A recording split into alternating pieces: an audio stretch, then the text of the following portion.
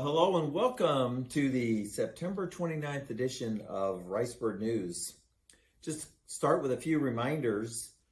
The Ricebird Cheerleading Mini Clinic is scheduled for Friday, September 30th. Parents, you can still sign up. The mini clinic will be held at Ricebird Gym from 5 p.m. to 7 p.m. and the cost is $35. Those participating in the mini clinic will perform at the October 7th football game against Bay City here at Ricebird Stadium. Check our website for registration information. Parents, mark those calendars again. Can you believe it? Parent-teacher conferences are back. Conferences will be held with your child's individual teachers on Monday, October 17th, 2022 from 8 in the morning until 4 in the afternoon. Each campus will communicate their schedule to their parents, so look for that coming your way soon. Relating to the parent-teacher conferences, I'd like to bring up student registration. We're still experiencing a larger number than normal of parents who have not registered their children for this present school year in our electronic database. Look to our website for details on how to register your child. If your child has not been registered, we're going to ask you to complete that registration when you come to parent-teacher conference. So this will help you out by getting it done in advance. Website gives you all the details. Pretty simple process. So thanks for doing that. Around the district, at our board meeting last night, the board had the honor of recognizing Alexis Hoffman and Zane Garner for receiving the College Board's Rural and Small Town Recognition Award. Alexis and Zane both scored in the top 10% of the over 3.5 million students who took the PSAT last year. So congratulations to Alexis and Zane. The school board also approved some updates, and one of those, they heard a report on the progress of our School Safety and Security Committee recommendations.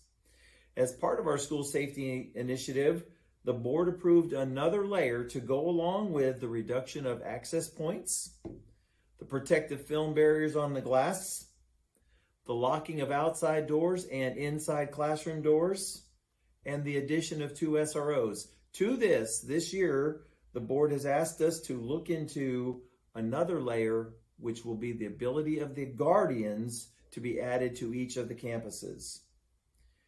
In other items approved by the board, our 4-H t-shirts will be accepted during National 4-H Week, which is October 2nd through 8th.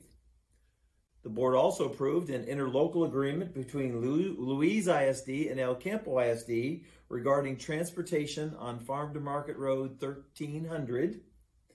And the board approved a new interlocal agreement with El Campo ISD and the city of El Campo, delineating the duties and responsibilities of the school resource officers. The board also approved in part with this the all-terrain vehicles for our 2 SROs to enhance school security at Northside and Myatt and Hutchins.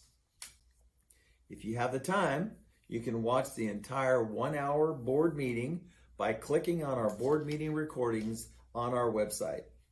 In sports, the Ricebirds battled it out with the Rattlers last week, winning their first district game 45-35. They have this week off, but they're already looking forward to the legendary matchup that will be held here on the 7th of October at Ricebird Stadium. Tickets will go on sale at Ricebird Stadium next week on Wednesday and Thursday at the Ricebird Athletic Office and in the gym foyer after the pep rally. The Ladybirds, since last Friday, have defeated Needville and Royal, placing their record at 4-1 in district play. Tomorrow they will play Wharton in Wharton, varsity at 5, JV and freshmen at 6. The swim and dive team kicked off their season at a tri-meet in Victoria on last Tuesday. They compete again in Angleton this Saturday. Also on Saturday, the cross-country team runs in Shiner.